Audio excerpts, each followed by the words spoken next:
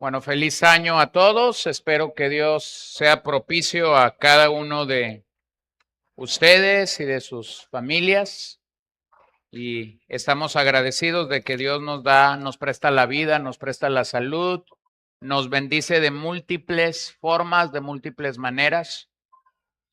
Solo falta pensar un poco en cómo Dios nos bendice, en cómo Dios nos alienta, nos fortalece, nos ayuda de tantas maneras para entonces nosotros simplemente caer de rodillas delante del Señor y agradecer todo lo que Él hace y todo lo que Él manifiesta en nuestras vidas. Así que adoramos a Dios por eso.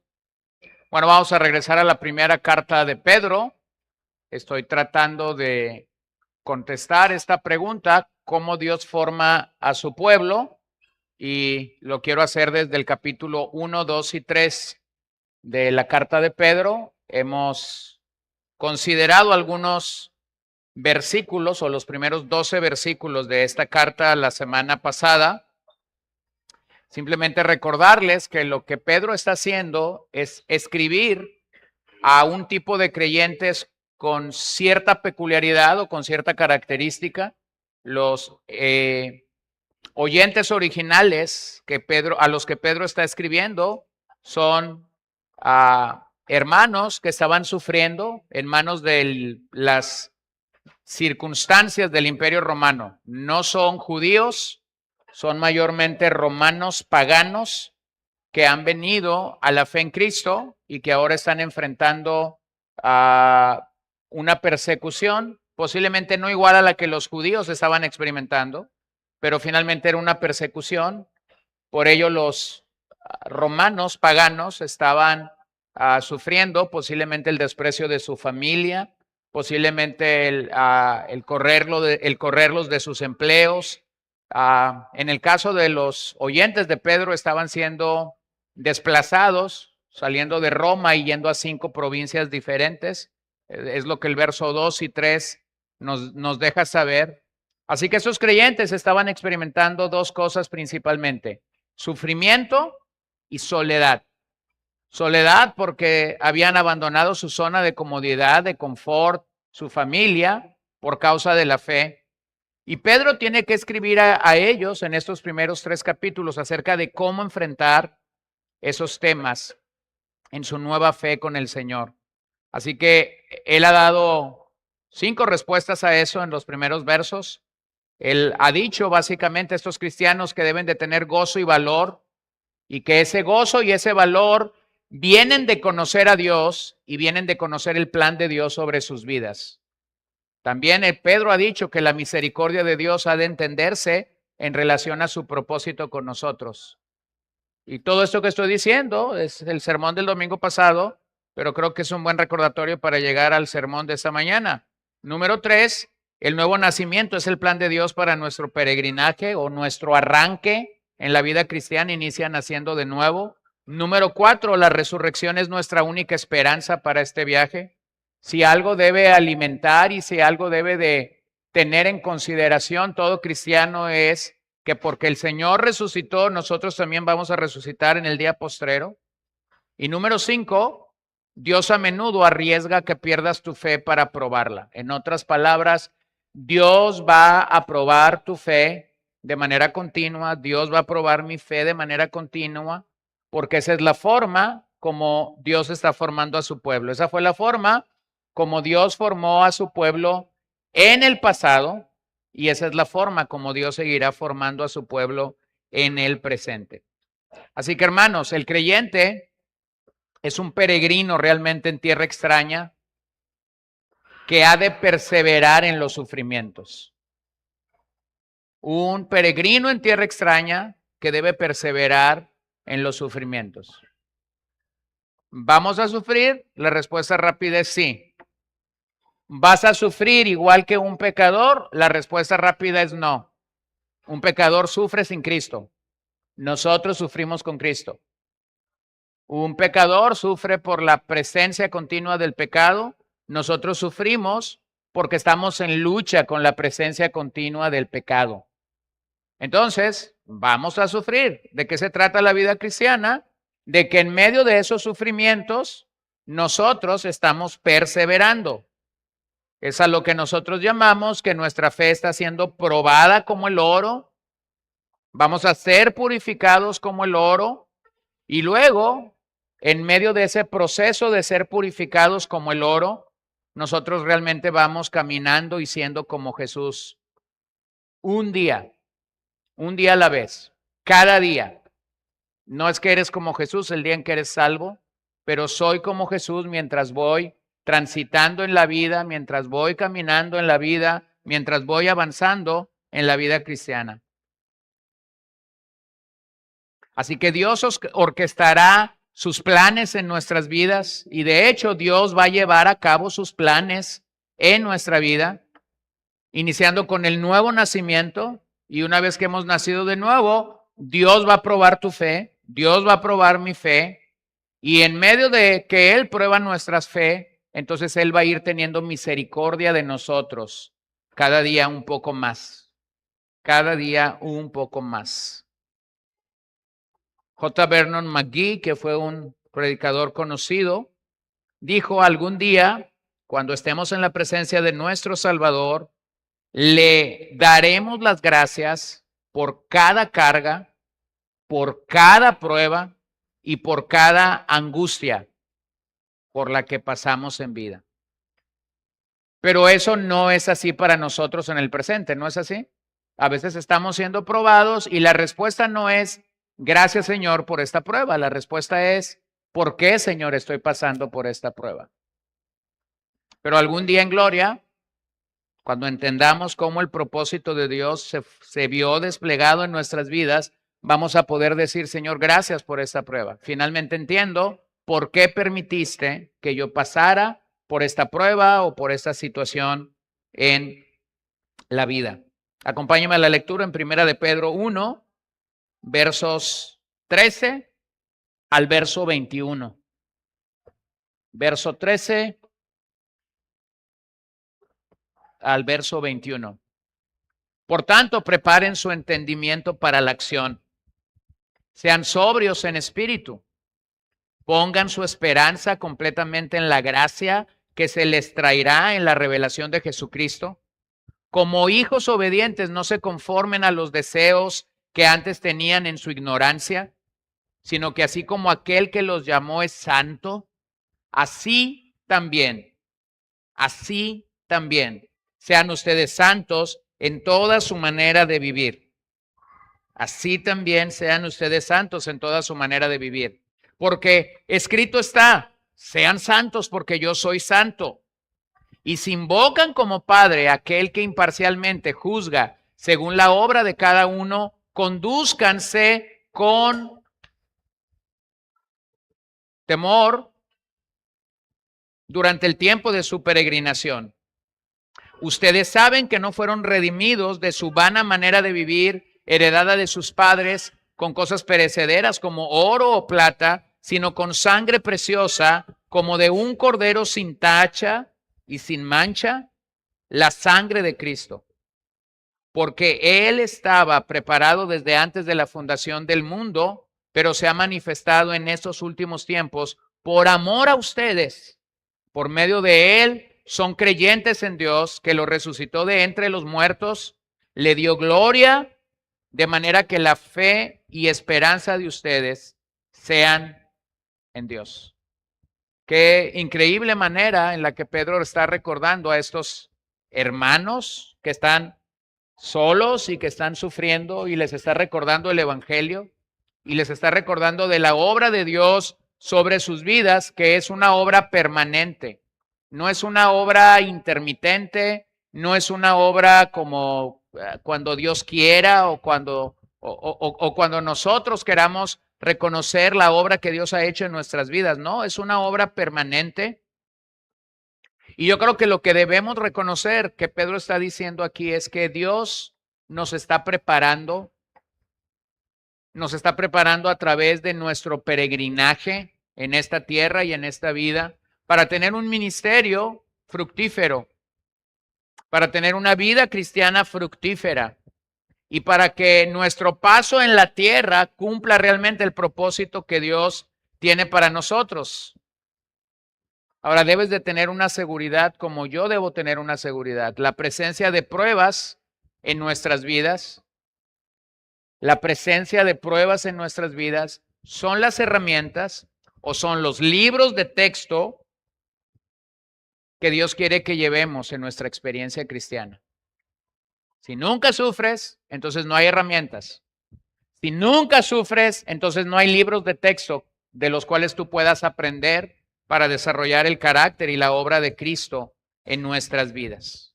Así que permíteme reconocer en estos versos en los que hemos pensado, ¿qué es lo que Dios espera entonces de nosotros cuando los tiempos son difíciles para servirle a Él? Ahora volvamos al contexto de la carta. Estos hermanos se encuentran en 5 provincias distintas o diferentes, no están en su zona de comodidad, saben que han sido llamados a servir al Señor. Y Pedro les recuerda qué es lo que Dios espera de ellos. Observa que Pedro se va a mover de pruebas.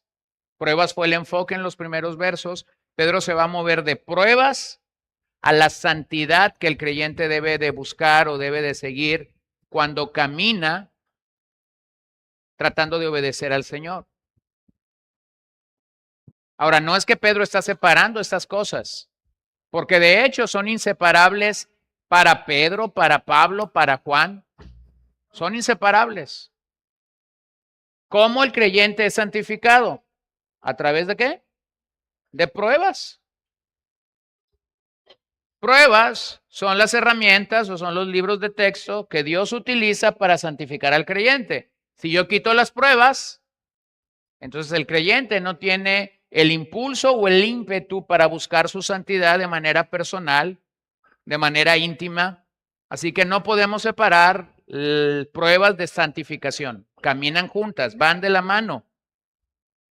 Esa vida es una vida completamente ajena al no creyente o al impío. El impío no entiende cuando tú vas y le dices a un impío que has nacido de nuevo, que ahora eres un hijo de Dios, que ahora estás en una relación muy pacífica con Dios. La mentalidad del impío es pensar o creer, pues ahora todo va a ser color de rosa para esta persona. Sí, pero a la vuelta de la esquina tú le dices, estoy siendo probado por Dios.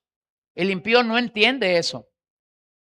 Para el impío es completamente antagónico que si tú le has dicho que fuiste justificado por la fe y que ahora tienes paz con Dios, ahora está siendo probado. Es completamente ilógico para él. ¿Quién va a entender ese proceso? ¿Quién va a entender ese caminar? Solo otro creyente. Solo otro creyente puede entender que para que tú y yo seamos santificados, vamos a tener que ser probados, pero no el impío. Y por eso es que el impío se va a convertir entonces en la persona que menos aliento te va a dar en la vida para tu caminar con el Señor. ¿Estás escuchando eso? Nunca esperes que un impío anime tu vida cristiana. Nunca esperes que un impío te diga qué hacer para mejorar tu vida cristiana, porque de hecho no entiende tu caminar en el Señor. Y hermanos, no, disculpen a lo mejor la expresión, no es que sean tontos, es que están muertos espiritualmente. Y un muerto espiritualmente no puede entender la vida espiritual. Entonces no esperes que esa persona va a ser tu alentador, va a ser tu animador, va a ser tu porrista, va a ser todo lo opuesto, va a ser tu enemigo. Te va a decir, bueno, si llegar temprano a la iglesia tiene como resultado que el domingo termine así, entonces no llegues temprano a la iglesia. Si leer la Biblia va a ocasionar eso, entonces no leas la Biblia. Si adorar al Señor o buscar una vida devocional permanente va a provocar que tú seas probado, entonces vale más que te la lleves tranquilo. Más o menos es como el impío va a funcionar en tu vida y en mi vida, pero nunca como alguien que pueda alentarte. Observa que Pedro no está haciendo eso. Pedro está considerando con estos creyentes que hay pruebas que ellos deben de enfrentar, pero que en medio de esas pruebas ellos deben buscar la santidad. Así que Pedro lo que va a hacer en los próximos versículos que vamos a analizar es básicamente retratar el estilo de vida de un creyente genuino. Y ese estilo de vida de un creyente genuino va a ser rotundamente opuesto al que no cree. Cuando tú tienes a dos personas, una cree y no cree, y las tienes juntas y no ves mucha diferencia, algo está caminando mal. Porque el creyente ha de distinguirse del que no es creyente. Así que número uno, lo que Pedro dice en el verso 13 es que necesitamos establecer nuestra mente o nuestro entendimiento. Por tanto, preparen su entendimiento para la acción. Sean sobrios en espíritu, pongan su esperanza completamente en la gracia que se les traerá en la revelación de Jesucristo. Establece tu mente. En otras palabras, Pedro nos llama a establecer nuestra mente, a preparar nuestro entendimiento para la acción. Y Pedro lo va a decir en tres expresiones distintas que están en este verso. Número uno, elimina toda distracción. ¿Cómo establezco mi mente o mi entendimiento delante del Señor? Número uno, comienzo eliminando toda distracción. La versión 60 usa la expresión cíñete los lomos. Ceñirse los lomos no es otra cosa sino preparar tu entendimiento para la acción. Esa expresión que la versión 60 usaba de ceñirse los lomos puede ser traducida como abróchate los cinturones, o puede ser traducida como manos a la obra, o también puede ser traducida como ordena tus pensamientos. Yo creo que lo que Pedro está queriendo comunicar para nosotros en todo esto es que el creyente necesita una mente disciplinada. El creyente necesita una mente disciplinada. Entonces, ¿por qué Pedro usa la expresión de ceñirse los lomos? Bueno, déjame simplemente decirte que era una práctica común ceñirse los lomos cuando era necesario trasladarse de un lugar a otro y se tenía que correr. Entonces, el hombre colocaba esta túnica larga que tenía sobre sus piernas, la colocaba de una forma ceñida y la apretaba con el cinturón para que esa túnica no fuera un estorbo al momento de correr. Eso es, eliminaba la distracción que él mismo podía o sabía que tendría en el futuro si no tomaba una acción como esta, simple y sencillamente. Entonces, ceñirse la túnica o eliminar toda distracción, creo que la forma como lo puedes ver o la ilustración más clara es la manera como los israelitas comieron la primer Pascua en Egipto. ¿Se acuerdan? Aún estaban en esta idea de lo que Dios había hecho de librar a los primogénitos de los israelitas aquella noche triste para los egipcios. Pero ellos estaban realmente celebrando la cena o celebrando la Pascua y preparándose para salir. Bueno, eso habla de cómo nosotros somos llamados a centrar nuestros pensamientos en Cristo y quitar todo lo que estorbe nuestro crecimiento espiritual. Necesitamos eliminar toda distracción de nuestras vidas en cuanto a nuestro crecimiento espiritual. ¿Qué te estorba para crecer? ¿Qué te estorba para crecer en tu vida cristiana? Tienes dos opciones. Lo abrazas, lo saboreas, lo cobijas, lo apapachas o lo eliminas. Eso es lo que Pedro está diciendo. Si vas a establecer tu mente para obedecer la verdad de Dios, necesitas eliminar toda distracción. Bueno, yo puedo saber cuáles son mis distracciones. Yo podría saber cuáles son las cosas que se están oponiendo a mi crecimiento espiritual y yo tendría entonces que eliminarla, pero yo no puedo saber lo que te está deteniendo a ti. Lo puedo saber de manera general, pero no lo puedo saber de manera particular. Yo puedo saber lo que está siendo una piedra de tropiezo para mi esposa porque vivo con ella. O puedo saber lo que es una piedra de tropiezo para mis hijas porque vivo con ellas, porque convivo con ellas todos los días. Pero no puedo saber, mi querido hermano, con aquello que tú estás lidiando y que se vuelve o se convierte en una distracción para tu alma.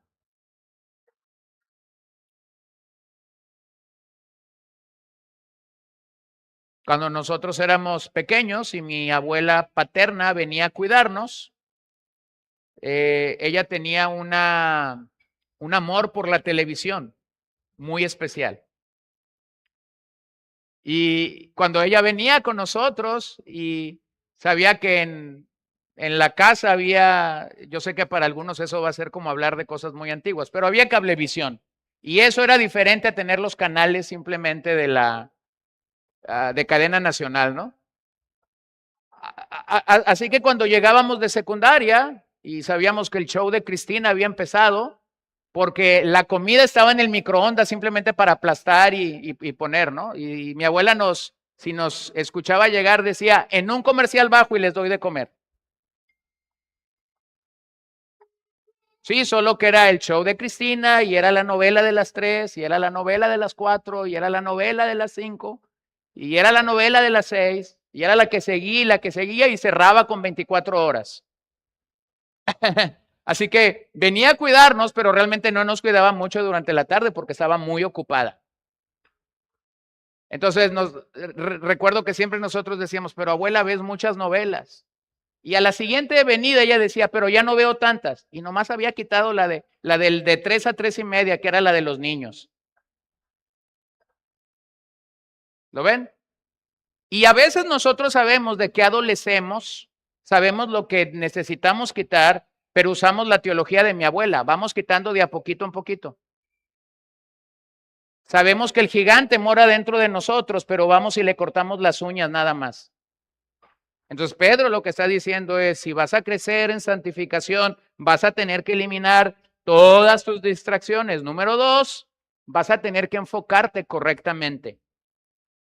Y la idea que Pedro usa es la idea de sobriedad, que creo que es una idea común para nosotros. Sabemos que lo opuesto a sobriedad es estar en un estado de ebriedad. Y Pedro entonces llama a estos creyentes a ser sobrios, pero no solo a ser sobrios una vez, sino mantenerse en ese estado de sobriedad. Literalmente la palabra sobriedad quiere decir estar despierto, estar alerta, ser dueño de sí mismo, no intoxicarse, que es perder el control del pensamiento y de la acción. Pero nuevamente debemos reconocer que por naturaleza somos inclinados, somos impulsados y somos adictos al pecado.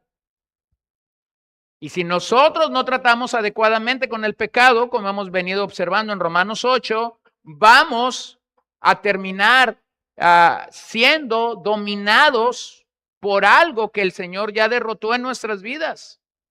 ¿Cuál es la única ventaja que tenemos sobre esto? La vida en el Espíritu. Pero vean cómo Pedro más tarde en esta carta va a regresar al tema de la sobriedad. En primera de Pedro 4:7 dice, pero el fin de todas estas cosas se acerca. Sean pues ustedes prudentes y de espíritu sobrio para la oración. Sean prudentes y de espíritu sobrio para la oración.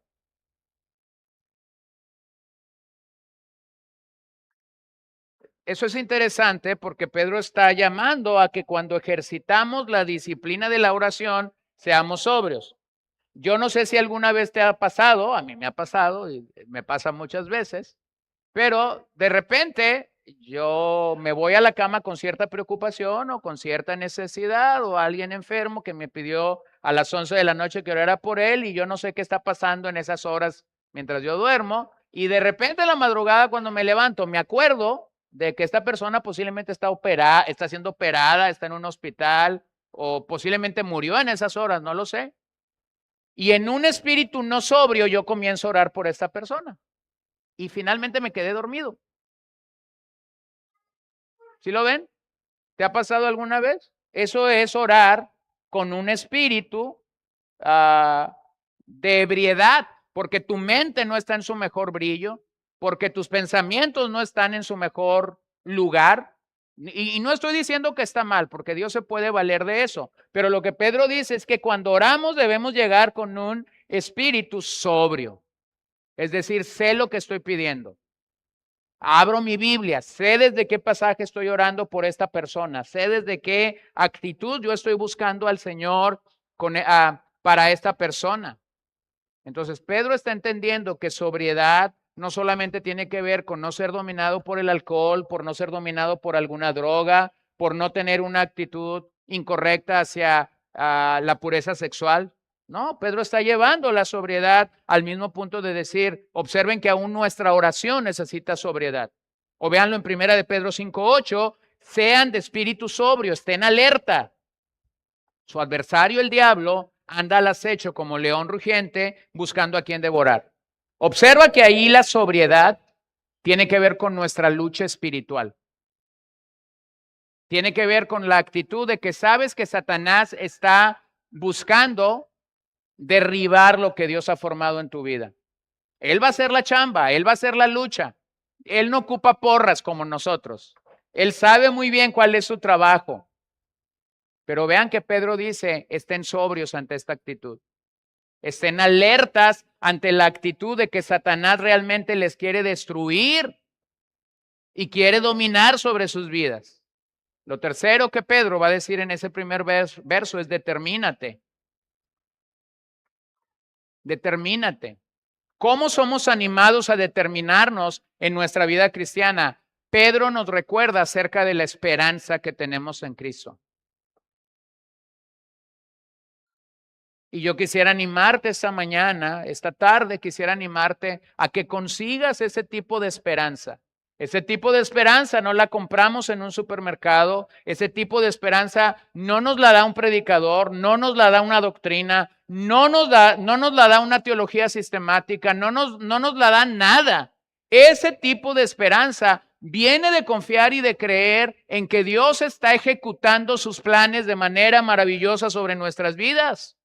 Esta es una expectación completa, aunque puedo no entenderlo al principio de mi vida cristiana, con el paso de los años debo entenderlo. Desde el punto cero de mi vida, el Señor ha tenido cuidado de mí y me va a llevar en los próximos 50, 40, 30, 60 u 80 años a cumplir su propósito a cabalidad en mi vida. En otras palabras, no hay un solo día que Dios no cuida de ti y de mí. Necesitamos esa perspectiva esperanzadora o esa perspectiva que tiene la esperanza del Señor en su alma. Ahora, la pregunta es, ¿qué estamos esperando? Si esta esperanza es segura, si esta esperanza debe llevarse a cabo en nuestras vidas, ¿qué estamos esperando? Bueno, yo estoy esperando que el propósito final de Dios para mi vida sea alcanzado. A pesar de todas las pruebas, a pesar de todo el dolor, a pesar de todas las circunstancias, Dios no ha dejado de cuidar de mí. Eso es esperanzador. Es esperanzador que el propósito final de Dios es hacernos cada día como Jesús. ¿No te parece esperanzador? Que cada día Dios quiere que tú y yo seamos más y más como su Hijo. Es esperanzador saber que los sufrimientos de la vida son significativos en nuestra transformación. Estoy siendo transformado, no como yo quisiera a veces, no en el embalaje que yo quisiera a veces, pero estoy siendo transformado por Dios, por su palabra y por la obra continua del Espíritu Santo en mi vida. Es esperanzador saber del retorno literal de Cristo por su iglesia. Es esperanzador cuando estoy en el dolor, cuando estoy en el sufrimiento. Es esperanzador saber, esto es temporal, un día el Señor regresará de forma real por nosotros. Así que eso me hace pensar que la santidad es lo que significa ser como Jesús. Si yo estoy en ese proceso de formación, es importante que no pierda de vista la santidad es lo que significa ser como Jesús. Lo he dicho muchas veces, lo digo otra vez aquí. Como creyentes, cada día debemos de vernos mejor. Como creyentes, cada día debemos seguir creciendo más y más. Como creyentes, nosotros debemos ir siendo formados a la estatura o a la imagen del varón perfecto. Y eso debe tener un efecto transformador en nuestras almas, transformador en nuestras vidas, transformador en nuestra habla, transformador en nuestros pensamientos.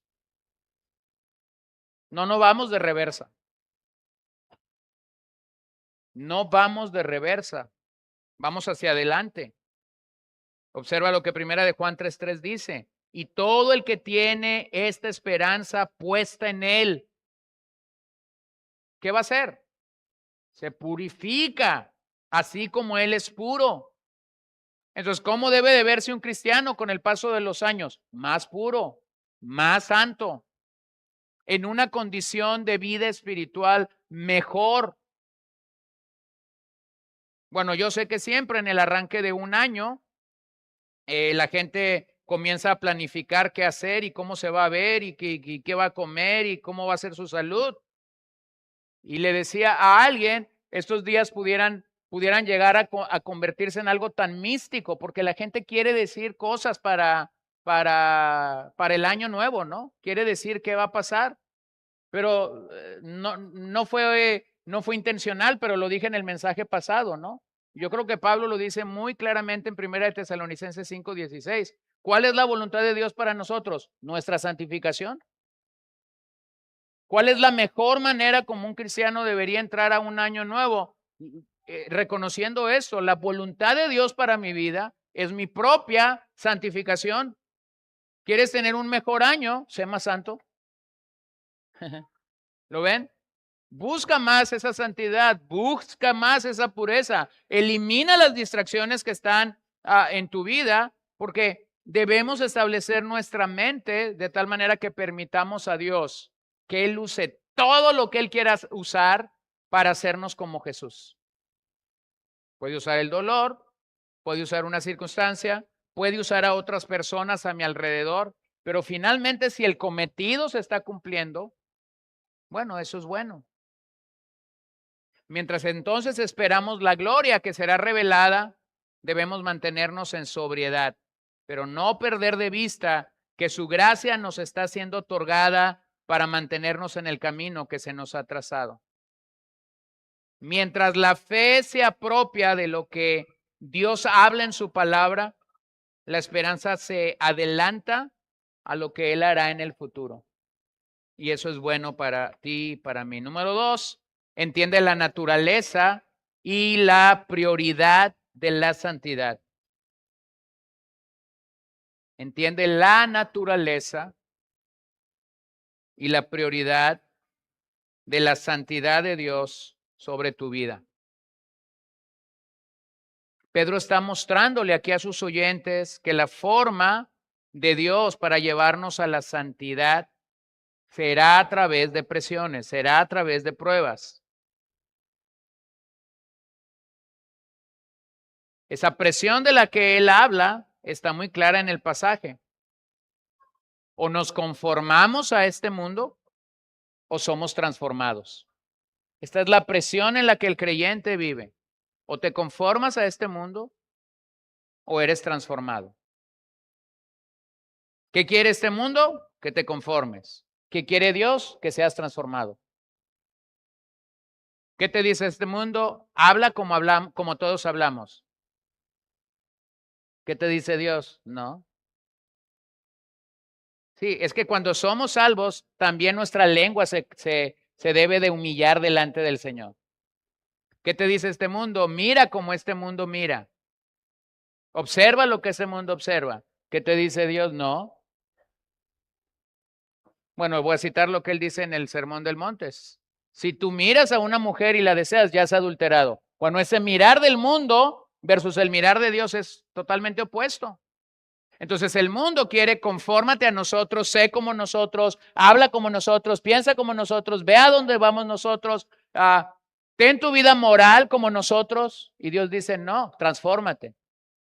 Entonces estamos en esa prisión, vivimos en este mundo. Por eso Pedro dice, somos peregrinos y extranjeros. Pero no debemos conformarnos a este mundo. Debemos ser transformados por el Señor. Entonces la presión es continua sobre ti, sobre mí, para conformarnos al mundo, para conformarnos a lo que mi carne demanda, o para conformarnos a lo que nuestro enemigo, el diablo, realmente nos está tentando a hacer.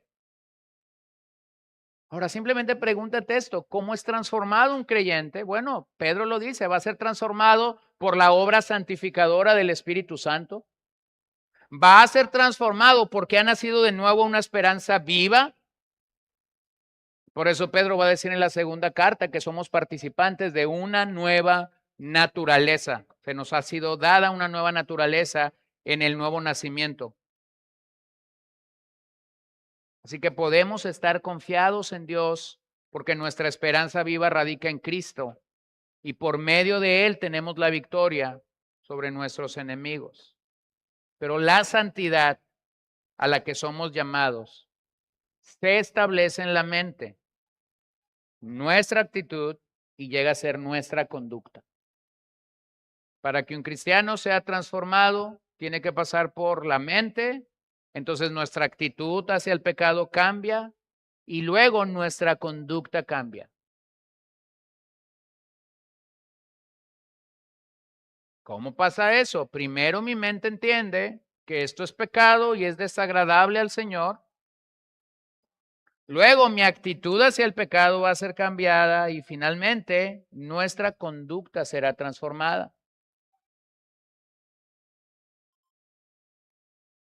Si mi mente no es transformada por la palabra de Dios, yo no puedo exigir que mi conducta o mi actitud esté siendo transformada o cambiada. Y Pablo lo va a decir en Gálatas 5, 19 al 24, cuando habla de las obras de la carne son evidentes, en el verso 19, y luego en el verso 22 dice, pero el fruto del Espíritu. Observe que no dice que es el fruto de la carne, sino son las obras de la carne. Las obras de la carne son evidentes, las cuales son inmoralidad, impureza, sensualidad, idolatría, hechicería, enemistades, pleitos, celos, enojos, rivalidades, disensiones, herejías, envidias, borracheras, orgías y cosas semejantes, contra las cuales les advierto, como ya se los he dicho antes, que los que practican tales cosas no heredarán el reino de Dios. Bueno, a eso el mundo quiere que yo me conforme. A eso el mundo quiere que tú te conformes. Pero observa la diferencia. Pero el fruto del Espíritu es amor, gozo, paz, paciencia, benignidad, bondad, fidelidad, mansedumbre, dominio propio. Contra tales cosas no hay ley. Pues los que son de Cristo Jesús han crucificado la carne con sus deseos y sus pasiones. Entonces, la obra de Dios en nuestras vidas debe afectar lo que pienso, lo que hablo y lo que actúo. Imagínate esto, a lo mejor esto no es lo que alguien que está sufriendo quiere escuchar. A lo mejor esto no es lo que alguien que se siente solo quiere escuchar. Porque regularmente cuando estamos sufriendo queremos que se nos diga, estamos contigo, estoy en tu dolor, quiero acompañarte en tu dolor. Pero Pedro está diciendo, hermanos, sean santos.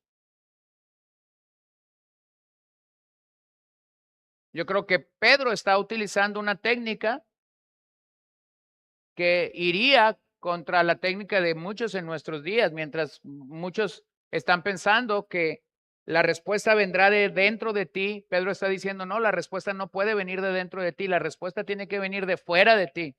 Y lo que el Señor nos llama a hacer es a ser santos, a ser santos. Así que Pedro nos llama a glorificar a Dios de una forma práctica. La salvación tiene como resultados una obediencia práctica al Señor. No es algo abstracto, es algo realmente objetivo. Y luego Pedro va a recurrir a la declaración de Jesús en el desierto cuando está siendo tentado por Satanás para decir, escrito está. Esta fue la manera como Jesús respondió a Satanás en la tentación. Escrito está. Lo cual nos recuerda que su palabra es necesario para mantenernos firmes ante los ataques del maligno. Pero a la vez esa palabra es como agua al sediento. Es como alimento al hambriento, es como una lámpara segura al que no tiene un rumbo o una dirección clara. Bueno, yo creo que eso nos recuerda Juan 17:17 y Juan 7:17, cuando dice santifícalos en la verdad, tu palabra es la verdad. ¿Cómo voy a ser santificado? Por la palabra de Dios. Bueno, ¿y cómo se va a ver un creyente que nunca va a la palabra? Se va a ver ajeno de esta santidad. ¿Cómo se va a ver un creyente que nunca tiene su entendimiento, su mente, su claridad puesta en escuchar el mensaje de las Escrituras sin esta santidad? Así que, hermanos, esto es un buen recordatorio de que la palabra tiene un efecto santificador para nuestras vidas.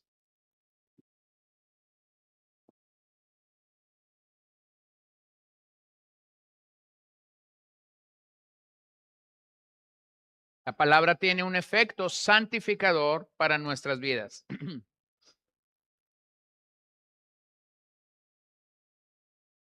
Observa cómo Pedro va a utilizar el llamado del Antiguo Testamento para ser santos. Seamos santos, dice, como Dios es santo. Y aunque ya no estamos bajo las leyes ceremoniales de Dios, aunque ya no estamos bajo estos ritos del Antiguo Testamento para buscar estar bien con Dios, vemos que aún hay principios morales y principios espirituales de los cuales nosotros somos beneficiados y bendecidos y que de hecho se van a repetir en las epístolas, como este de ser santo porque el Señor es santo. Y luego véanlo en Juan 7:17, si alguno está dispuesto a hacer la voluntad de Dios, sabrá si mi enseñanza es de Dios o si hablo de mí mismo. Bueno, qué maravilloso es cuando somos expuestos ante el mensaje de las Escrituras y podemos saber cuando estamos recibiendo verdaderamente leche espiritual no adulterada, porque lo que se nos está dando es eso, el mensaje del Evangelio, la palabra de Dios, la única que tiene el poder para vivificarnos y sustentarnos espiritualmente. Así que la única manera que tengo yo y que tienes tú de mantenerte limpio en un mundo sucio es obedeciendo la palabra de Dios. No hay otra forma, hermano. No hay otra manera de poder mantenernos limpios. Entonces la palabra de Dios sigue siendo una necesidad primordial para reconocer a Dios o para conocer a Dios, para entender que no hay atajos, que no hay sustitutos. Si queremos ser santos, debemos encontrarnos con la santidad de Dios. ¿Y dónde eso se revela para mí? En las Escrituras.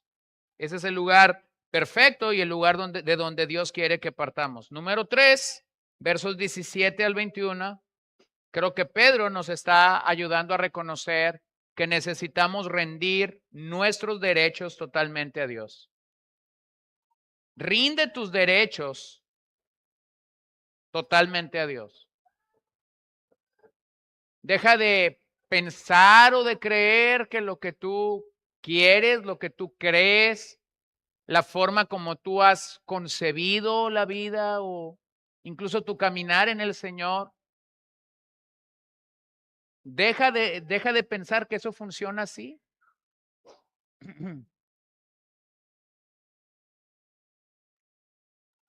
Nos pasa seguido cuando leemos estos libros del Antiguo Testamento que nos pueden parecer que no dejan ningún beneficio para nuestra alma, ¿no? Números, Levítico, porciones de Deuteronomios, a veces porciones del libro de Reyes o del libro de Crónicas, donde vemos genealogía tras genealogía. Y de repente tenemos la preferencia de decir, bueno, esto no me agrada, lo voy a dejar, pero voy a tomar esto que sí me agrado. Hermano, no funciona así. Segundo de Timoteo 3:16, Pablo está diciendo, toda la escritura es inspirada por Dios. Bueno, puede ser que no sea de tu preferencia. Sin embargo, sigue siendo la escritura de Dios para tu vida, sigue siendo la escritura de Dios para mi vida. Y si Dios consideró ponerlo en su sagrado libro, en su santo libro, entonces yo lo necesito y tu alma lo necesita. No sé cómo mi alma lo va a necesitar. Y tampoco tengo que tener la explicación completa, pero no llego a la palabra o no llego al ministerio de la enseñanza de la palabra como teniendo estas preferencias de decir esto sí, esto no, porque es toda la escritura y yo necesito toda la escritura. ¿Te das cuenta cómo podemos no rendir nuestros derechos al Señor? Ahora, nada más por partir de algo. Pero después de eso, si tú quieres ver en tu vida cómo no rindes tus derechos al Señor o cómo yo no rindo mis derechos al Señor, pudiera encontrar muchas cosas. Pero en algo tan sencillo como encontrarme con la palabra de Dios, yo le estoy diciendo al Dios de la Biblia y a la Biblia de Dios, yo tengo mi preferencia. Mi hermano, no estás rindiendo tus derechos. Estás ante el Dios de la Biblia y estás ante la Biblia de Dios y tú estás queriéndole decir a Dios, Dios, te equivocaste al poner este libro en las Escrituras. ¿Cómo se llama eso? Que no estás rindiendo tus derechos. ¿Cómo se llama cuando tú estás orando al Señor y tú comienzas a prefabricar la respuesta que quieres que Dios te dé ante una adversidad en tu vida? Y no estás descansando simplemente en decir, Señor, hágase tu voluntad en esa situación. ¿Cómo se llama cuando yo quiero el sí de Dios y no quiero que la voluntad de Dios se lleve a mi vida? Que no estamos rindiendo nuestros derechos al Señor. Y hermano, no estoy diciendo esto para que te sientas mal, porque yo mismo lo he hecho. Yo mismo he estado en situaciones o en condiciones donde yo digo al Señor, Señor, vengo en tu nombre, te doy gracias por esto, te doy gracias por esto, tú eres santo, tú eres digno, pero yo quiero que tú respondas así a esto. Bueno, yo mismo no he rendido mis derechos al Señor en algunos momentos de mi vida. No por nada, cuando Jesús está orando y está diciéndole a los discípulos cómo es que ellos tienen que orar, y él está recitando o está citando para ellos el Padre Nuestro, él está diciendo esta pequeña expresión, pero una expresión tan profunda y tan grata para nosotros. Hágase tu voluntad. Así como es hecha en el cielo, sea hecho en la tierra. ¿Cómo es la voluntad de Dios en el cielo? ¿Perfecta o imperfecta? Perfecta. Entonces, cuando yo no confío en que la voluntad de Dios para una situación en mi vida es perfecta, yo voy a orar no rindiendo mis derechos al Señor. En otras palabras, yo voy a orar de una forma en la que yo creo que soy más sabio que Dios, más fuerte que Dios, más poderoso que Dios, más inteligente que Dios, y eso no es así. Porque de hecho, si nosotros oramos así, eso no es oración. Llámale como quieras, pero no es orar. El espíritu de una oración ferviente y espiritual y adecuada es venir delante del Señor diciendo, yo no conozco tu voluntad en esto, pero sé que tu voluntad siempre es agradable, es perfecta, es buena para mí. Entonces rinde tus derechos al Señor, rindamos nuestros derechos al Señor. ¿Por qué debemos hacerlo? Pedro lo dice. Porque el Hijo ha ganado el derecho de medir el factor de nuestra rendición por lo que Jesús exhibió. No, yo no gané el derecho. No lo ganaste tú. El único que ganó el derecho en el Calvario es Jesús. Eso se alcanza no por la carne, ese nivel o ese caminar en el Señor se modela o se vive por la obra del Espíritu. Y por eso es que Pedro va a acudir en estos versos a la imagen del Cordero Pascual. El Cordero que era ofrecido en la Pascua como sacrificio, como expiación por los pecados de la nación de Israel. En otras palabras, así como la nación de Israel había sido rescatada por la sangre de un cordero, ahora la iglesia ha sido comprada a precio de sangre o por la sangre de este cordero pascual. ¿Quién es este cordero pascual? Cristo. Cristo es el verdadero cordero pascual y en él hay libertad. ¿Cómo es esa libertad que el Cordero Pascual nos ha dado? Es una libertad perfecta. Es una libertad permanente, es una libertad eterna. Observa que en el sistema sacrificial era imposible tener defectos al momento del sacrificio. Se elegía, se buscaba el cordero, se presentaba el mejor cordero que se hallaba. Y así es como la vida sin pecado de nuestro Salvador lo calificó para morir por los pecados de otros. ¿Recuerda lo que dice el autor de Hebreos en el 4:15? Porque no tenemos un sumo sacerdote que no pueda compadecerse de nuestras flaquezas, sino uno que ha sido tentado en todo como nosotros, pero sin pecado. ¿Qué tipo de tentaciones enfrentó Jesús desde su humanidad? Todas las que te puedas imaginar que un ser humano pudiera tener, todas. ¿Cuál es la diferencia? Sin pecado. La impecabilidad de Cristo realmente es real. No podía pecar. Él es santo. O lo voy a decir como los autores del Antiguo Testamento, Él es 3 veces santo. O velo en Hebreos 7:26, porque convenía que tuviéramos tal sumo sacerdote, santo, inocente, inmaculado, apartado de los pecadores, exaltado más allá de los cielos, que no necesita como aquellos sumos sacerdotes ofrecer sacrificios diariamente, primero por sus propios pecados y después por los pecados del pueblo. ¿Por qué no debería de hacer eso? Porque él no tenía pecado. Porque esto Jesús lo hizo una vez para siempre cuando él mismo se ofreció. Entonces, ¿por qué debemos rendir nuestros derechos? Porque él ganó ese lugar. No se trata de que él rinda sus derechos a ti.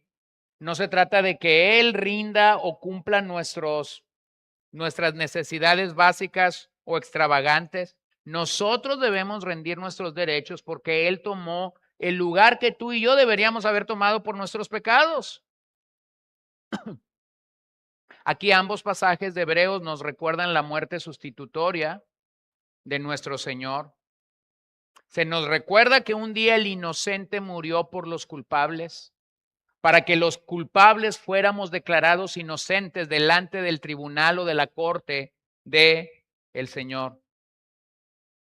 La cena del Señor, lo que celebramos hace unos minutos o hace unos momentos, es un recordatorio continuo de que el Señor murió por nosotros y de que el Señor nos añadió a un cuerpo vivo con el que podemos gozar de comunión. ¿Puedes reconocer eso? La cena del Señor es un recordatorio continuo de que el Señor murió por nosotros, de que el Señor regresará por su iglesia, pero a la vez de que se nos añadió a un cuerpo vivo con el cual podemos gozar de esa comunión. Es un recordatorio. La santidad de la que Pedro habla aquí es el factor final de esta intimidad con Dios. Esto jamás puede ser medido de manera humana, sino que requiere la obra espiritual. Pero estamos seguros de que Dios está interesado en la medida que nosotros permitimos que el Espíritu nos forme a la imagen de su Hijo amado. Entonces, hermanos, necesitas reconocer, el Espíritu Santo quiere transformarte. La palabra se nos fue dada para transformarnos. Dios envió a su Espíritu y a su palabra para transformarnos. Yo creo que el propósito es muy firme y es muy claro, y eso me lleva a lo cuarto. Reconoce que el amor de Dios en nuestra medida es nuestra medida y prioridad al ser como Jesús. Necesitas reconocer el amor de Dios sobre tu vida, sobre mi vida. Dice el verso 21, puesto que en obediencia a la verdad ustedes han purificado sus almas para un amor sincero de hermanos. Ámense unos a otros entrañablemente de corazón puro. Observa que antes de llegar a la práctica del amor, se nos dice que hemos purificado el alma, y el alma solamente es purificada por la palabra de Dios. Yo no puedo llegar a amor verdadero, yo no puedo llegar a amor entrañable con mis hermanos si mi alma no ha sido purificada con la palabra de Dios. Si mi alma no ha sido purificada con la palabra de Dios, yo voy a generar un amor idolátrico, pero yo no voy a generar un amor puro. ¿Qué es un amor idolátrico? Estoy contigo porque has estado conmigo. Te regalo porque me regalas. Te trato bien porque me tratas bien. Sí, pero ese no es el amor de la Biblia. El amor de la Biblia te dice, bendice a tus enemigos. Ora por los que te maldicen. Sí, pero ¿cómo llego allí? Porque mi alma ha sido purificada por la palabra de Dios.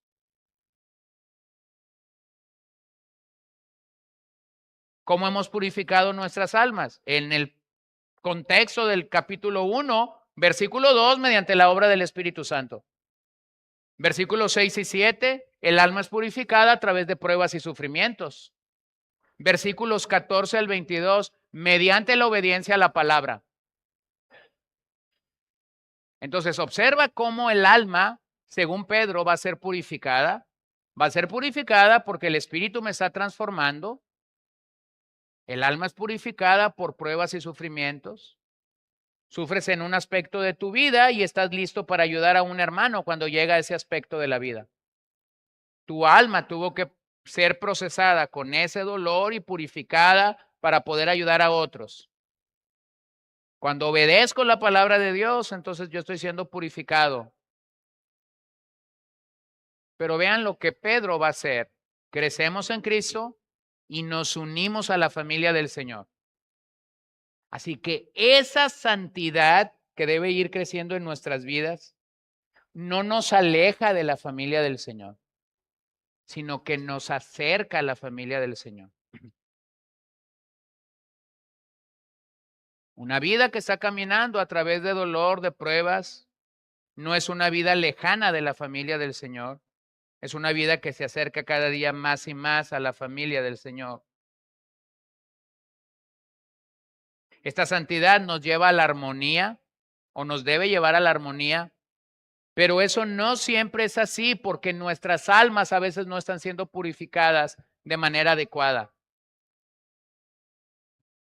Tenemos una necesidad desesperada de unidad espiritual, pero esa necesidad espiritual, esa unidad espiritual requiere de la muerte al orgullo y no siempre estamos dispuestos a morir al orgullo. ¿Por qué? Porque mi alma no está purificada. Entonces, ¿qué está tratando o qué está traduciendo Pedro para nosotros? Si algo va a afectar que tú crezcas en santidad y en amor por tus hermanos, es que tu alma no está purificada. Vuelvo a decir, hermanos, esto no debe de avergonzarnos, pero sí debe llamarnos a una acción. La única forma como yo voy a amar, como yo voy a obedecer la palabra de manera adecuada, es que mi alma realmente está siendo procesada por Dios y está siendo purificada para obedecerlo.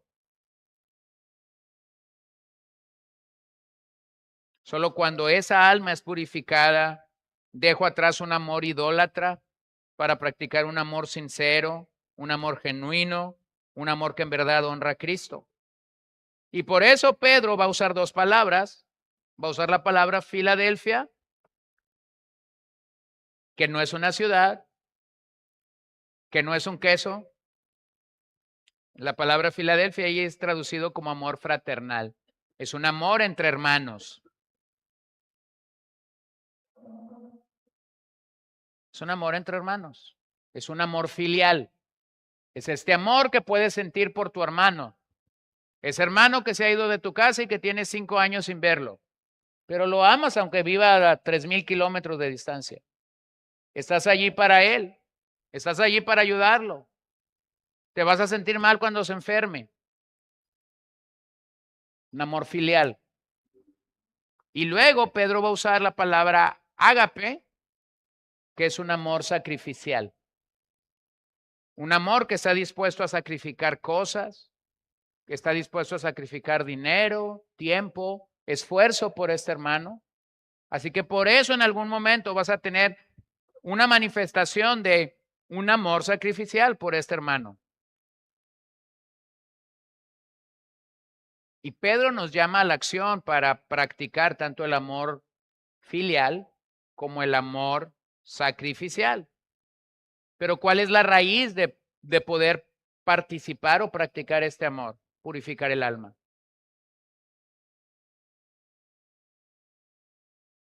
Y a veces entramos en un rollo equivocado o en un aspecto equivocado cuando pensamos es que mi hermano no ama como la Biblia lo llama a hacer.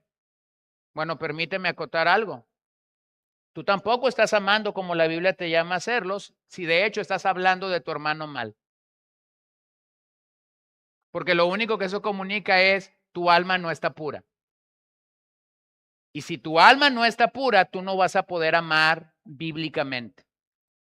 Entonces, ¿qué tengo que hacer si yo no estoy traduciendo adecuadamente el amor bíblico para mi vida? No empieces con el amor, no empieces con el tema del amor, porque la Biblia no empieza con el tema del amor. Comienza con el tema de purificar tu alma. Revisa tu alma y ve si la palabra no te está transformando, si el Espíritu Santo no te está purificando, si las pruebas y las circunstancias de la vida no están teniendo un efecto purificador para tu alma. Entonces, mi hermano, no vas a poder amar de la manera adecuada. Vas a amar de forma idolátrica. Es la única forma como vas a poder amar.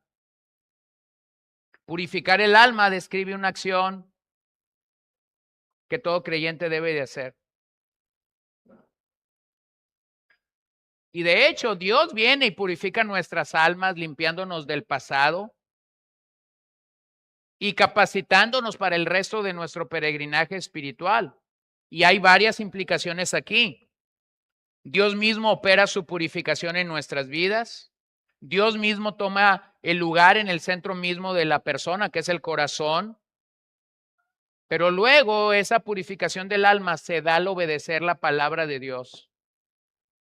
Y llega como resultado a habilitarnos para amar. Así que, hermano, la próxima vez que no puedas amar a un creyente, no te preguntes por qué no lo puedes amar. Ve y examina tu alma y ve dónde es que tú y yo debemos aplicarnos esta palabra de que mi alma puede no estar pura, completamente pura, y por esa razón no puedo amar a este hermano o a esta hermana como Dios lo demanda. Al obedecer la palabra, es que podemos obrar el mandamiento de amar.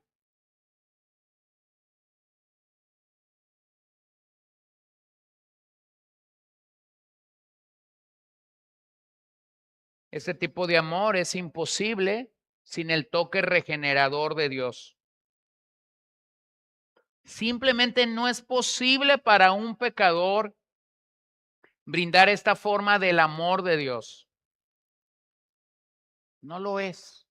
Somos capacitados para este tipo de amor cuando hemos recibido el amor de Dios. Observa que ese amor real es una elección que incluye tanto la mente como la acción y no solo la emoción.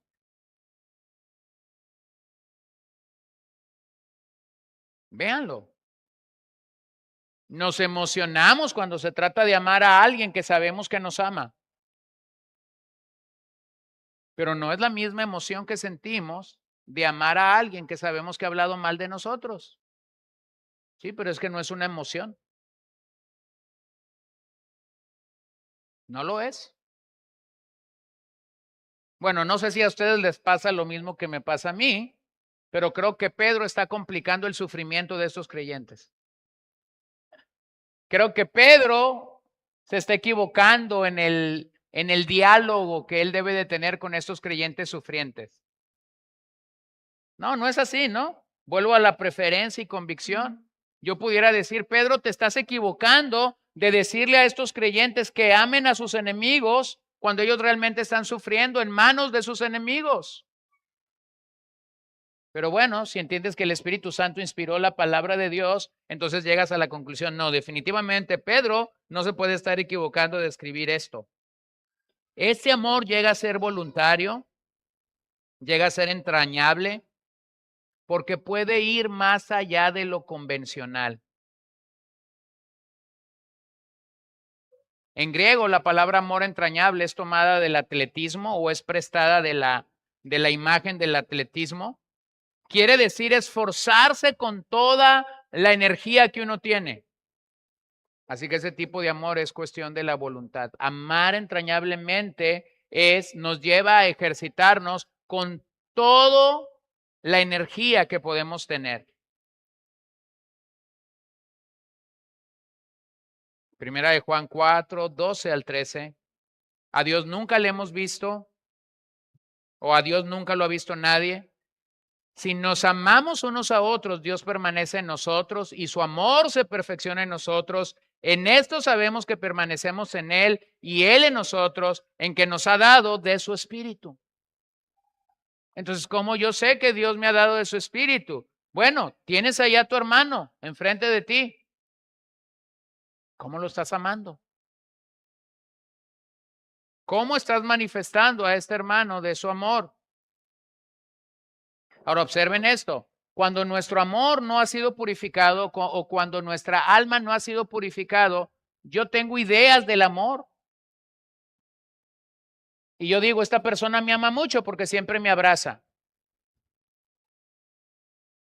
Bueno, te tengo noticias. Alguien te pudiera abrazar y no amarte. Pero ¿por qué yo creo estas cosas? Porque eso es lo que dice el mundo. Ah, mira, esta persona siempre llega y si somos 40 en la reunión, a los 40 saluda de beso y de abrazo. Sí, pero esa no es una manera de medir el amor. Esa es una manera muy humana de medir el amor.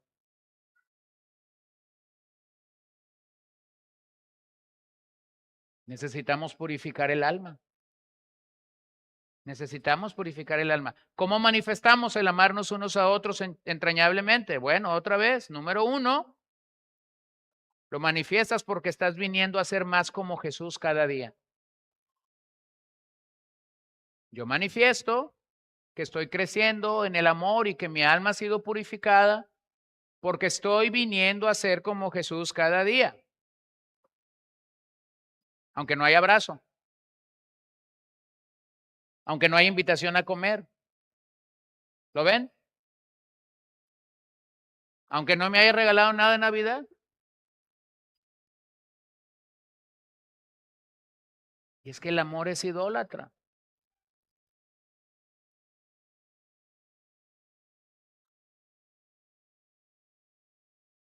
Número 2, la familia es tu recurso en medio del sufrimiento. ¿Cómo yo crezco en ese amor? Bueno, Pedro lo está diciendo de una manera excelente o de una manera increíble. La familia es tu recurso en medio de ese sufrimiento. El final del Sermón del Monte nos recuerda que nos preparamos o edificamos la casa para la tormenta solo en 2 cosas, o edificamos casa sobre la arena o edificamos casa sobre la roca. ¿Qué recurso me ha dado Dios para el sufrimiento? La familia. Y específicamente en este pasaje, la familia del Señor, porque me está llamando a amar a mis hermanos en Cristo. Número 3, amar a la familia del Señor es la firma o acuerdo de que nacimos de nuevo.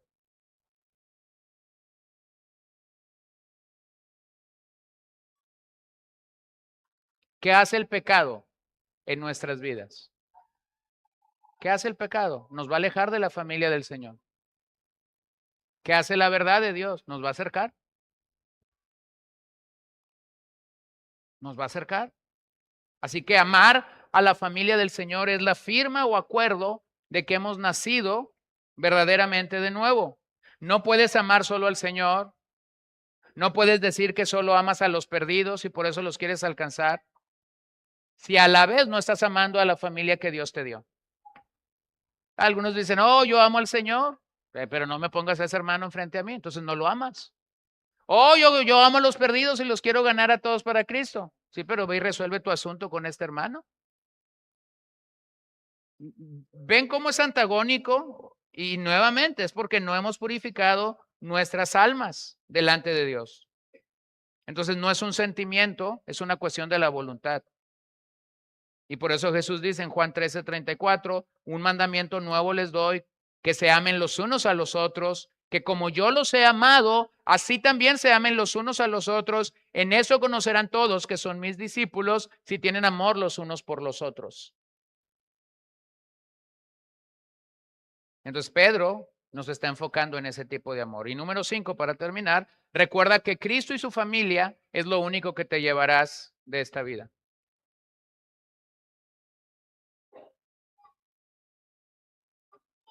Un día llegaremos al cielo, un día llegaremos al otro lado de la eternidad, estaremos del otro lado del sol y allí todos seremos hermanos.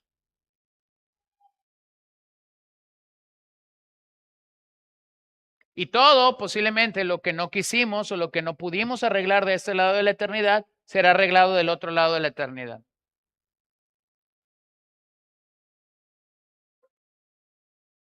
Un día, Evodia y Síntique, las dos famosas hermanas del capítulo 4 de Filipenses, las podremos ver en gloria y posiblemente ni siquiera se recuerden de que estuvieron en una disputa por la cual Pablo tuvo que escribir esa carta. Un día Pablo y Bernabé adorarán al Señor juntos y tú y yo seremos testigos, a pesar de que el libro de Hechos nos da resultado de que ellos tuvieron un desacuerdo en el caso de Marcos, de Juan Marcos, cuando Bernabé quería llevarlo al segundo viaje misionero y Pablo dijo, no llevemos al traidor.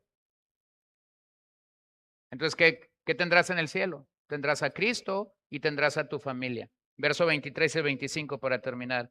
Pues han nacido de nuevo, no de una simiente corruptible, sino de una que es incorruptible, es decir, mediante la palabra de Dios que vive y permanece. Porque toda carne es como la hierba y toda su gloria como la flor de la hierba.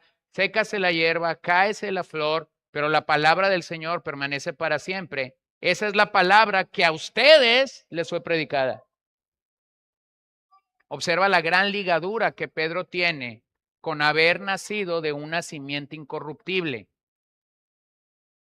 Ha nacido de una simiente incorruptible, es decir, algo que no se corrompe. ¿Cuál es esa simiente incorruptible? Pedro va a decir que es la palabra de Dios. Así que, hermanos, un nacimiento sobrenatural, como de hecho es el nuevo nacimiento, requiere de un libro sobrenatural. Un nacimiento sobrenatural, como es el nuevo nacimiento, requiere de un libro que es sobrenatural. Velo de esta manera. Si tratamos de formar unidad con otros creyentes por nuestro primer nacimiento, fracasaremos. ¿Cuál es tu primer nacimiento? Naciste en la carne, como yo nací en la carne. Si tratamos de edificar unidad espiritual por nuestro primer nacimiento, fracasaremos. Si tratamos de edificar unidad espiritual por nuestro segundo nacimiento, que es sobrenatural, no es de la carne, entonces deberías triunfar. Deberías triunfar. ¿Qué dice Pedro aquí? Bueno, Pedro nos anima a cuidar y nutrir aquellas cosas que son perecederas. El carácter de Cristo que vendrá por el Espíritu Santo morando en ti y su obediencia a la palabra. Y tus hermanos que están contigo en el viaje. Yo sufro, tú sufres, él sufre, nosotros sufrimos, ustedes sufren. ¿Lo ves? Sí, pero ¿de qué me sirve el amor si todos sufrimos? Precisamente allí es donde el amor entra en acción. A veces yo enjuago tus lágrimas, a veces tú enjuagas mis lágrimas, a veces yo te animo, a veces tú me animas, a veces yo debo alentarte, a veces yo debo orar por ti, a veces tú tienes que orar por el que está a tu lado o el que está detrás tiene que orar por el que está detrás de ti. Primera de Juan 4:20. Si alguien dice yo amo a Dios, pero aborrece a su hermano, es un mentiroso. Porque el que no ama a su hermano, a quien ha visto, no puede amar a Dios a quien no ha visto. Y este mandamiento tenemos de él, que el que ama a Dios, ame también a su hermano. Entonces, ¿qué está diciendo Pedro para nosotros? Está diciendo que hemos nacido de forma sobrenatural, que necesitamos un libro sobrenatural para vivir la vida cristiana y que ese amor que ese libro nos demanda a ti y a mí es en verdad un amor que puede ser expresado los unos por los otros a pesar de las circunstancias de la vida. Entonces, hermano, permíteme cerrar el capítulo 1 diciendo que Dios seguirá formando a su pueblo por sus medios y no por los nuestros. Son los medios de Dios. Por lo tanto, hermano, no te ensimismes cuando sufres. La respuesta humana al sufrimiento es ensimismarse, o sea, pensar en sí, en tu dolor. Estamos enfrentando una generación tan centrada en sí mismo y que no puede centrarse en el Señor, al menos que nazca de nuevo. Pero la Biblia, de hecho, quita el enfoque del ser humano y lo pone en Dios. Ese es el mensaje del Evangelio. Niégate a ti mismo, toma tu cruz cada día y entonces sígueme. Lucas 9:23. Bueno, si ese es el resumen del Evangelio, entonces lo que tú tienes es un mensaje donde tú y yo no podemos ser el centro de la vida. Eso me debería de dar como realidad que no es mi dolor. A veces la gente dice, es que si tú supieras mi dolor. Bueno, yo te quiero decir, cuando tú piensas en tu dolor, piensa en que el Hijo de Dios sufrió por ti en el Calvario y que no creo, y de hecho no hay alguien que haya sufrido más que Él. El Evangelio quita su enfoque de mí, de ti, de nosotros mismos y lo coloca solamente en Cristo. Ese es el mensaje del Evangelio. Sí puede doler, sí puedes estar en momentos de sufrimiento, pero rápidamente tienes que regresar a volver a Cristo porque Él te está formando y Él está usando diferentes medios que no son los tuyos, que no son los míos, que no son los nuestros. Por lo tanto, rendiremos nuestra mente a Él. Seremos intencionales en buscar su santidad por medio de amar su palabra. Rendiremos nuestros derechos al Señor. Reconocerás que el amor de Dios ha sido algo que Él ha logrado por ti y que nos llama a practicarlo. ¿Qué valor darás a Cristo? ¿Y qué valor darás a su familia? Este grupo de pecadores a los que de hecho el Señor nos ha salvado y nos ha colocado en el mismo barco. ¿Qué es una iglesia local? Es como un barco que va a veces en bonanza, a veces en buen oleaje, a veces por un oleaje duro, avasallador, a veces por tormentas, a veces por tsunami. Y ya sea que seas el capitán, el remero, el que está cuidando la vela o el que está cuidando otro aspecto del barco, no porque viene una tormenta, yo digo me voy a tirar a la mar. No, al contrario, me quedo en el barco. Me quedo en el barco porque Dios ha dispuesto este tipo de eventos para nosotros. Así que hermanos, Pedro nos llama claramente a aceptar el sufrimiento, a buscar la santidad con ahínco, a reconocer que toda nuestra vida debe de ser santa y por ello hemos de buscar agradar a Dios en todo lo que somos y también en todo lo que hacemos. Somos y hacemos, dígalo conmigo, somos y hacemos. Porque a veces le cargamos la santidad solamente al ser y yo digo esto es lo que yo soy y después yo puedo hacer lo que yo quiera. No, la santidad es todo lo que yo soy y todo lo que yo hago. Hermanos, no estamos solos en este proceso de formación. Lo vuelvo a decir, lo he dicho ya, pero lo vuelvo a decir. Dios quiere transformarte. Dios quiere transformarme. Dios no ha terminado contigo y conmigo. Por eso nos dejó su palabra, a la cual podemos llegar cada mañana, cada tarde, cada noche. Y luego nos envió a su Santo Espíritu, quien es el agente de dicha transformación. Así que confiemos en Dios y su propósito de formarnos a la imagen de su Hijo. Aún Dios quiere formarnos, quiere seguir formándonos a su imagen y a su semejanza. Y eso debe de ser un aliciente y un alivio para nosotros, que el Señor quiera seguir trabajando.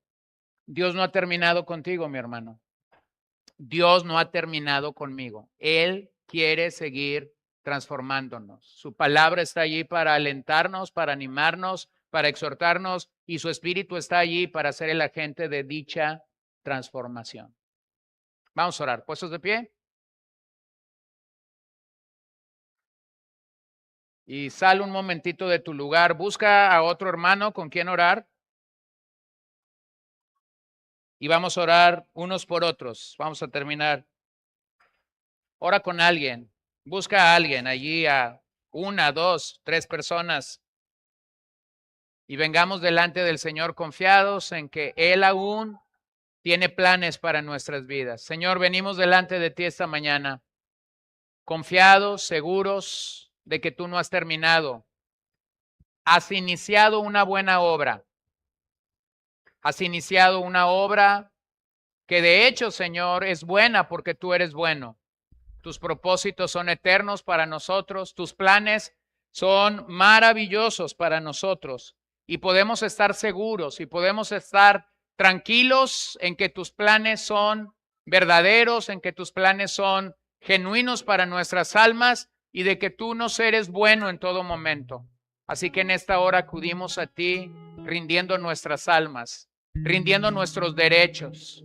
Señor, posiblemente aún seguimos batallando con este asunto de nuestros derechos.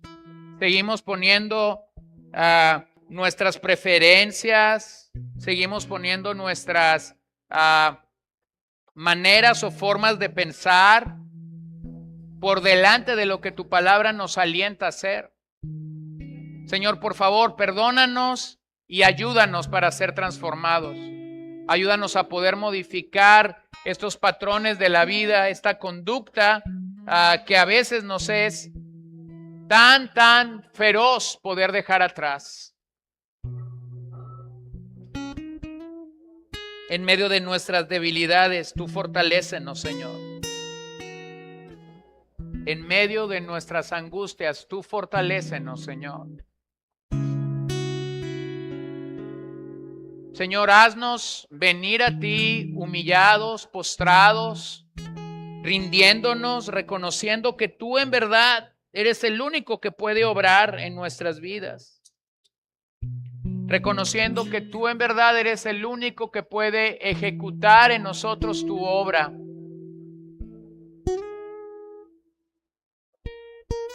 Señor, gracias porque hemos nacido de nuevo y porque ese nacimiento realmente ha sido sobrenatural. No tenía nada, no había capacidad alguna para nacer de nuevo y quisiste que naciéramos de nuevo. Pero nos diste un libro sobrenatural al cual podemos venir, al cual podemos acudir y del cual podemos recibir guianza, gracia para nuestro caminar. Señor, tú sigues queriendo formar a tu pueblo, tú sigues queriendo llevar adelante tu obra en tu pueblo. Así que yo te pido que tú lo sigas haciendo por amor de tu nombre. Por amor de tu nombre, sigue llevando a cabo tu obra. Por amor de tu nombre, sigue llevándonos, probando nuestra fe a través de pruebas, a través de sufrimientos, a través de la obra continua y permanente de tu Espíritu Santo. Te lo queremos pedir en esta hora, Señor, y te queremos dar gracias porque podemos iniciar un nuevo año con tu poder, con tu gracia, con el reconocimiento claro de que tu obra se llevará a cabo. Que en medio de los días de gozo, en medio de los días difíciles que nos permitirás tener, podamos reconocer que tenemos esperanza. No estamos solos, tenemos esperanza. Esta esperanza que no avergüenza, esta esperanza que nos comunica que un día seremos finalmente librados de todos nuestros sufrimientos cuando el Hijo de Dios venga por nosotros. Esta esperanza que tenemos de que tú llevarás y cumplirás a cabo tus propósitos en nuestras vidas a pesar de nosotros. Esta esperanza de que tenemos, de que estamos siendo transformados a la imagen del Hijo de Dios cada día un poco más. Esta esperanza de que tenemos, que libras nuestras vidas y cuidas nuestras vidas en medio de pruebas y sufrimientos. Señor, no sufrimos como lo hace el mundo. Sufrimos con esa seguridad de que tú estás con nosotros y de que tú cuidas y libras nuestras almas en todo momento y en todo lugar. Pedimos esto en el nombre de Jesús. Amén.